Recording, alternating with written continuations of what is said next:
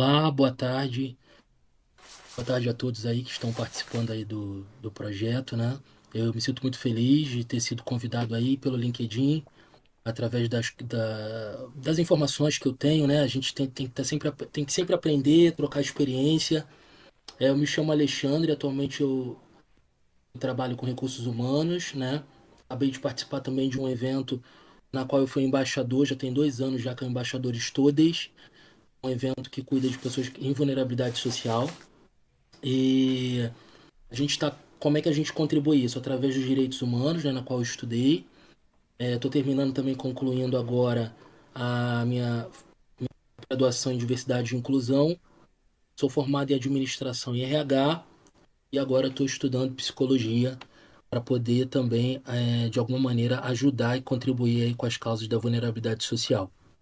O que eu vou trazer aqui hoje é mais ou menos assim, é uma base, né? A gente não vai conseguir trazer tudo em 15 minutos, mas eu vou tentar trazer mais ou menos dentro da ideia do que foi me proposto, para vocês entenderem um pouco de qual maneira a gente pode contribuir para ajudar as pessoas e de qual maneira também a gente pode trazer braços para a gente poder também andar unidos através dessas causas e desses recortes que a gente passa aí dia a dia, ok? A gente vai falar um pouco sobre os impactos psicológicos e sociais, né? Através do tema Direitos e Proteção de Crianças e Adolescentes LGBTQIAPN+. Né?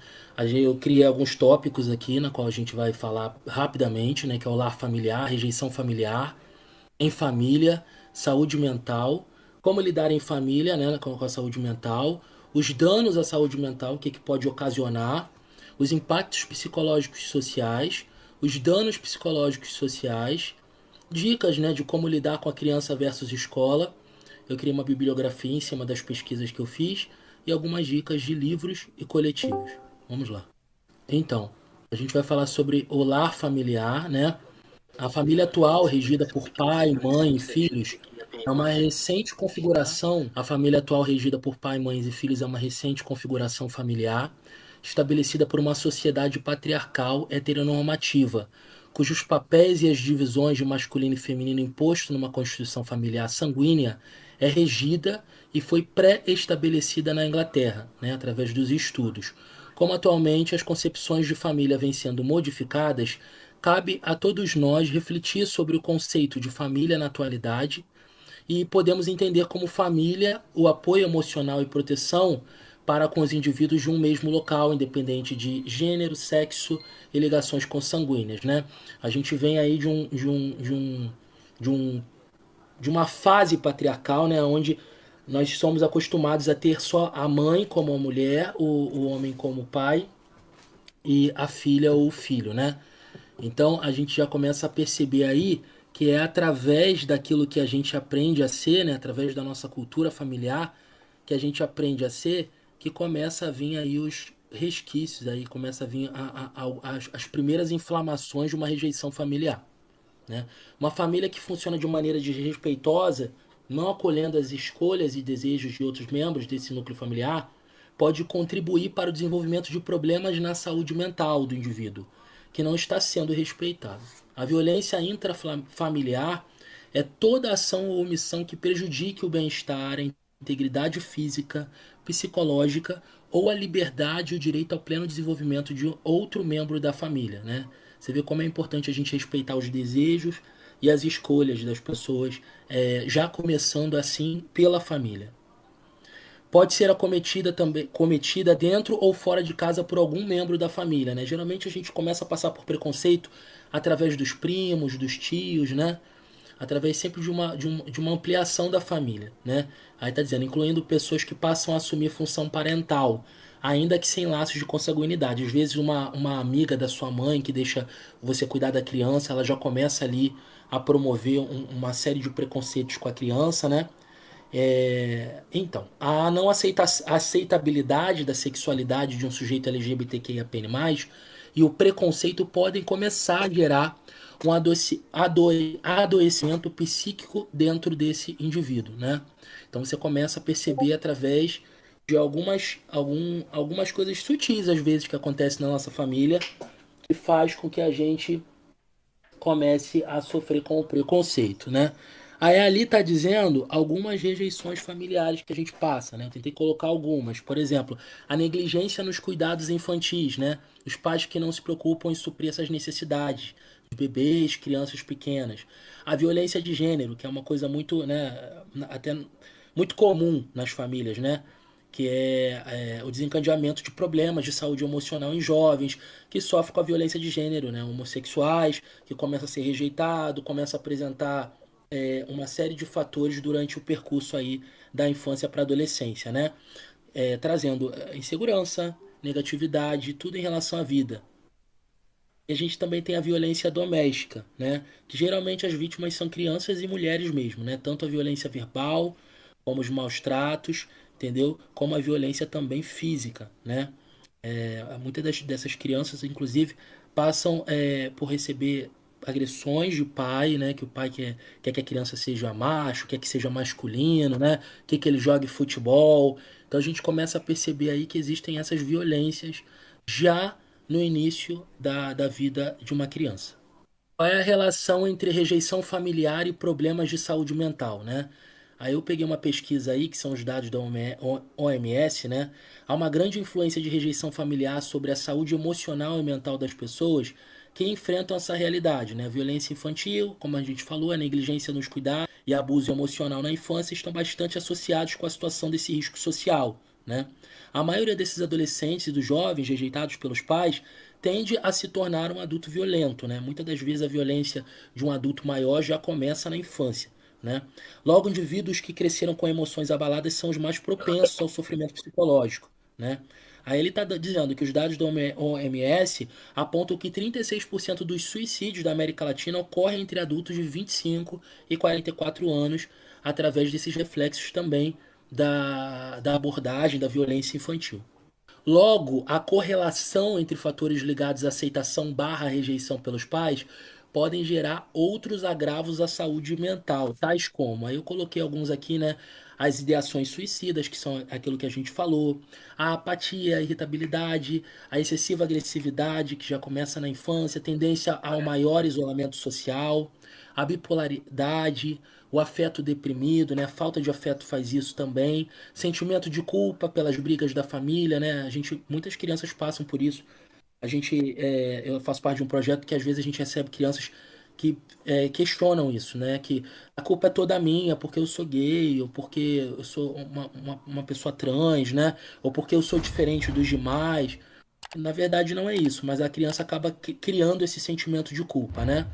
O problema de relacionamento social e afetivo, conforme eu falei, a maior dificuldade para permanecer na escola ou no emprego também, a revolta e não obediência aos pais, professores ou autoridades civis, né? E o comportamento que leva aos transtornos de condutas e à delinquência, que aí acaba perpetuando por vários braços, né? A violência, o roubo, o assalto, aí começa a vir uma série de coisas bem mais graves. Vamos lá. Não há dúvida de que a família é considerada um dos principais pilares da sociedade e que torna o fator de influência na formação de valores, na constituição da vida psíquica de seus membros, né? Tudo começa em casa, né? Tudo começa na família. Por isso que esse projeto que eu faço parte com a Embaixadores, a gente cria vários projetos de políticas públicas e dos projetos que a gente tem é trazer essas mães, esses pais, para dentro dessa sociedade, ainda que eles não sejam da comunidade, né? Mas trazer para dentro dessa comunidade para poder trazer ensinamento, mostrar como lidar com essas questões, as pessoas, com cada um com as suas causas, com as suas dificuldades, seus percalços. Então isso é muito importante no início da vida da criança. Né? As relações parentais também são a base da construção de um modelo de relação entre si e com a coletividade, né? Que são as relações de parentes um pouquinho mais distantes, o pai, os tios, as tias, primos e por aí vai. A partir disso, o indivíduo adquire uma referência para criar outras relações futuras, incluindo as que envolvem a vida profissional, laços de amizade e de parentesco.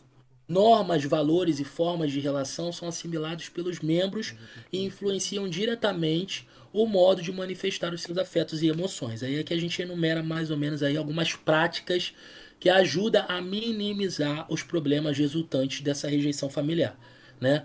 Isso serve tanto para o pai, quanto para a mãe, quanto para uma relação mais estendida parental e também para a criança, né? Priorizar um clima de paz e harmonia dentro de casa, compreender que cada ser é único e cada um tem as suas particularidades e tá tudo bem. Organizar a rotina e fazer refeições em famílias, que é começar a trazer esses laços, para aproximar esses laços da criança, né, durante a semana. Estabelecer uma rotina de diálogo em busca de soluções para eventuais conflitos, né? Perguntar se o filho está bem, o que ele precisa, como que a gente pode ajudar, como a gente... Ó, filho, eu não entendo, mas como é que eu posso contribuir para essa sua causa, para essa sua ajuda, né? A gente já passa por tantos preconceitos por ser uma família, uma comunidade LGBT.